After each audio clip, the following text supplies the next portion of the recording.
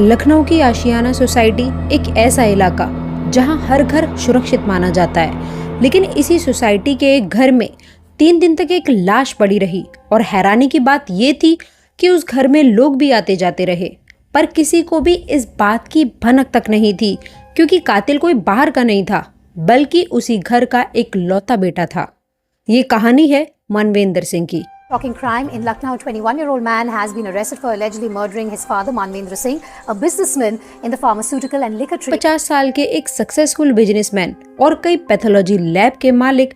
उनका 3 मंजिला घर था, जिसमें सबसे ऊपर वाले फ्लोर पर वो खुद, अपनी फैमिली यानी कि अपनी 17 साल की बेटी और 19 साल के बेटे अक्षत के साथ रहा करते थे। सेकंड फ्लोर पर उनके भाई और उनकी फैमिली रहती थी और ग्राउंड फ्लोर खाली था। हालांकि मनवेंद्र सिंह की जो पत्नी थी, उनका निधन 9 साल पहले ही हो चुका था। उसके बाद मनवेंद्र सिंह ने कभी दोबारा शादी नहीं की और अब उनकी पूरी दुनिया सिर्फ उनके ही 2 बच्चे थे। उनकी जिंदगी में सब कुछ अच्छा था, अच्छा व्यापार था, अच्छा पैसा था और घर परिवार भी अच्छा था। लेकिन अचानक से एक खबर आती है कि 3 दिनों से मनवेंद्र सिंह को किसी ने नहीं देखा। दरअसल मनवेंद्र सिंह हर सुबह मॉर्निंग वॉक पर जाया करते थे, लेकिन 20 फरवरी की सुबह वॉक पर जाने के बाद वो कभी वापस ही नहीं लौटे। जब रिश्तेदारों को इसकी खबर होती है तो उन्होंने हर जगह पूछताछ करना शुरू कर दिया। और हैरानी की बात ये थी कि वो अपने पास 3 फोन रखते थे। तीनों फोन में से उनके सारे नंबर बंद थे। अब उनके घर में ज्यादा लोग तो रहते नहीं थे। उनकी बेटी से जब पूछा तो बेटी ने यही बोला कि पापा तो घर ही नहीं आए हैं। जब बेटे से पूछा तो बेटे ने ये कहा कि हाँ, पापा मुझे बता करके तो गए, वो दिल्ली किसी काम से जा रहे हैं, 2-3 दिन में लौट आएंगे। लेकिन 2 दिन इंतजार करने के बाद भी मनवेंद्र सिंह का कुछ भी पता नहीं था और ना ही कोई सबूत हाथ लगता है कि वो दिल्ली गए हैं या फिर नहीं भी। इसलिए सब सिर्फ इंतजार करते हैं। अब इस केस में पुलिस का इन्वॉल्वमेंट हो जाता है। मनवेंद्र सिंह को हर जगह ढूंढा जाता है, लेकिन उनकी कोई भी खबर नहीं मिल रही थी। फिर तीसरे दिन जब सीसीटीवी चेक होता है, फिर उसके बाद पूरा मामला क्लियर हो जाता है। 19 फरवरी की रात जब आखिरी बार मनवेंद्र सिंह अपने भाई के साथ एक शादी अटेंड करने गए थे, तब उनके भाई ने बताया कि मनवेंद्र सिंह आते हुए तो मेरे साथ ही थे, मैंने उन्हें घर ही छोड़ा था, आखिरी बार मैंने उन्हें तभी देखा था।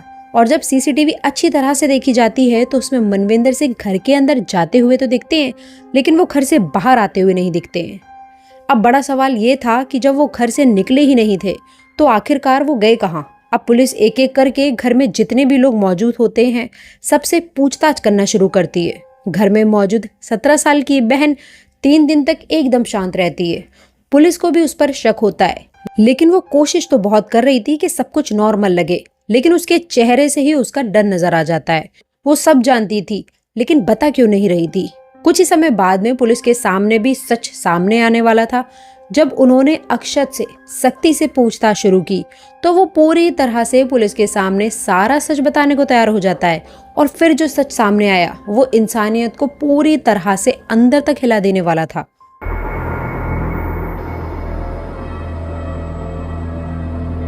उन्नीस फरवरी की रात करियर और पढ़ाई को लेकर बाप और बेटे में जोरदार बहस होती है। पिता डॉक्टर बनाने के लिए प्रेशर बना रहे थे और बेटा अपनी मर्जी का बिजनेस करना चाहता था। अब गुस्से में आकर बेटे को डराने के लिए मनवेंद्र सिंह अपनी लाइसेंस्ड राइफल उठा लेते हैं, जिससे कि अक्षत डर जाए और उनकी बात आसानी से मान जाए। अक्षत को समझाने लगते हैं। इतनी ही देर में अक्षत गन उठाता है और अपने पिता के सर पर गोली मार देता है। कुछ ही सेकंड के अंदर सब कुछ खत्म हो गया था और ये सब कुछ करते हुए उसकी बहन उसे देख लेती है। अब पिता का शव सामने पड़ा है, इस हालत में हर इंसान घबरा जाएगा, लेकिन अक्षत के साथ में ऐसा नहीं होता है। मर्डर के बाद में अक्षत ने जो किया वो किसी प्रोफेशनल क्रिमिनल जैसा ही था। जब ये सारा इंसिडेंट हुआ उसकी बहन भी वहां मौजूद होती है। उसने अपनी बहन को जान से मारने की धमकी देकर चुप करवा दिया। अब अगले दिन बाजार जाकर के उसने आरी और छुरी खरीदी। उसने अपने पिता की डेड बॉडी के टुकड़े किए। कुछ हिस्सों को तो वो कार में लाद करके 20 किलोमीटर दूर फेंक आया, लेकिन पूरी बॉडी को ठिकाने नहीं लगा पाया। बाकी बचा हुआ जो हिस्सा था उसने ग्राउंड फ्लोर पर रखे एक नीले ड्रम में डाल दिया।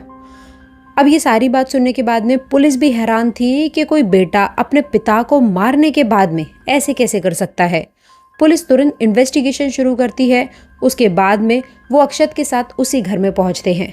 पुलिस ने भी जब सामने देखा कि एक नीला ड्रम रखा है और फिर उसे खोला तो पुलिस की भी आंखें फटी की फटी रह जाती हैं। उस नीले ड्रम में कुछ शरीर के टुकड़े थे, जैसे कि हाथ, पैर और आधा धड़, लेकिन मनवेंद्र सिंह का सर अब भी गायब था।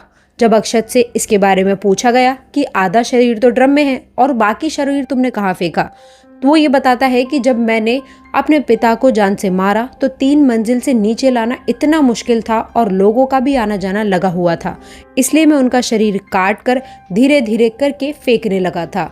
लेकिन बात अब इतनी बढ़ जाएगी, इस बात का मुझे अंदाज़ा बिल्कुल नहीं था और सबको पता लग जाएगा। बस इसीलिए बचा कुछ हिस्सा मैंने नीले ड्रम में छुपा दिया था। पुलिस ने काफ़ी सर्च किया, लेकिन अभी तक मनवेंद्र सिंह का सर उनके शरीर से गायब है, नहीं मिला।